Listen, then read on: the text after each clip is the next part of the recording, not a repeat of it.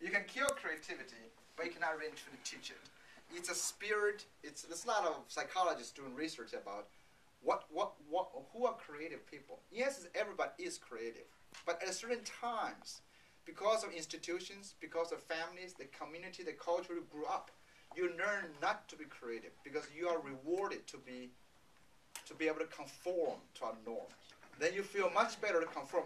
Think about standardization. Standardized test. What does it do? It's important to get the good answer, the correct answer, rather than have a different answer. And China is struggling a lot with this creativity. Whenever I go to China, I go to Singapore, Asian countries, Japan, they ask me, how do you teach creativity? I say, you can't teach it. I say, you really cannot handle creativity either. I mean, some simple example, in China, they want you to praise the Communist Party. But the way you praise it have to be the same. You cannot praise difference. It's very interesting. But now they are forced in trying to be creative, which I doubt is quite possible. Another entrepreneurship is, this U.S. has always based on very individuals who are entrepreneurs.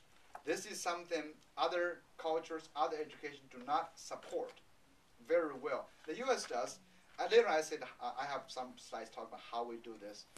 And also, of course, called passion. That is, if our schools have done a good job, people should be passionate about what they do. We have this choice. You choose to do certain things you're more passionate about. This actually is what our strength has mattered in the past 50 years, will matter in the future. That's how we have to work towards to say, this is what's perhaps going to be worth the 5 to 7 times more. I joined actually a study with the new commission on the skills of American workforce, which studied many countries. Well, we visited a lot of factories in China. We visited many American managers in Chinese factories. One common comment they have is that those people do not have this. They have a lot of book knowledge, they have good test scores, but they do not have the passion for their work. They do not have the creativity demand. So actually a lot of the companies, when they outsourced in China in the beginning, they thought they could save more money even at the middle-level managers. Now they say they can only save money at the floor workers, because as soon as it rises to middle-level manager, it demands some creativity, they can't handle it. And there's actually a study in China by McKinsey Group saying only 10% of Chinese college graduates are capable of working for any international firm. So when you hear all this data, China's graduating 6 million college students, they said no, they're not. They don't have this kind of skills and thinking abilities. Globalization also brings other challenges, the reduction of distance, because we have to be more aware of poverty in other places affect us. The well-being of people in other countries affect us. It also intensifies human conflicts a lot more. If you look at, if you go to, you are close by Dallas airport, think of how much money we're spending, how much effort and time we waste in the security lines. And it's horrible. But this is all caused by one guy and one group, right? Bin Laden.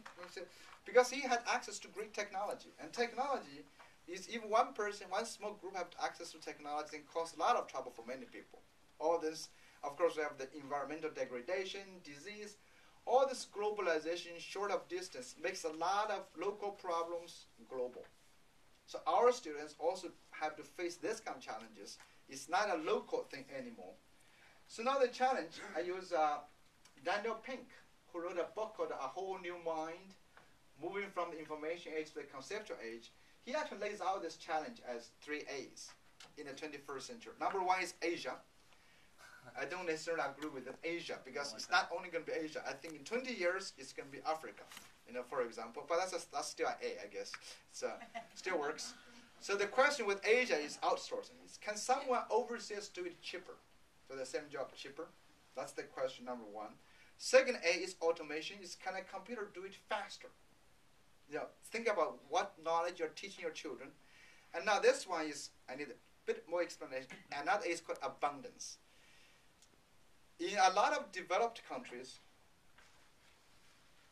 according to Daniel Pink, I think many of you would agree, we have really moved into the age of abundance. That is, we have more money than we know what to do with it. Most of all. Even though we complain we never had enough money, still, compared to many other places, our money can buy more than the necessities nowadays. So we think about something different. We call it the life of abundance. For example, when you buy a car, you're not only really buying a transportation thing anymore. A lot more people with a little bit more money, they're buying a status symbol, buying a feeling. How do I feel about the car? When you go to a car dealership, they ask, how do you feel about this, right? Do you drive this? You don't question, does he drive? So you think a lot more things now. How does the interior, outside, and design, all those things. And a more extreme example is that when you think about, we have a lot of women here. We can use this as an example. You know this. A lot of women, they would buy a bag, spend $1,000 buy a bag that doesn't hold more than a plastic bag at a grocery store, right? Why do we buy that thing? But it feels good, right? And now look at the other kind of customization. The things we spend on, not on necessities. You go to a hairstylist. You go to designers, something designer made, let's say a T-shirt. We spend a lot of those things. So the idea of abundance means we desire something more than basic functional things. That's called age of abundance. So the question is it what I'm offering in demand in age of abundance? That means, are you designing something beautiful, or are you doing the basics?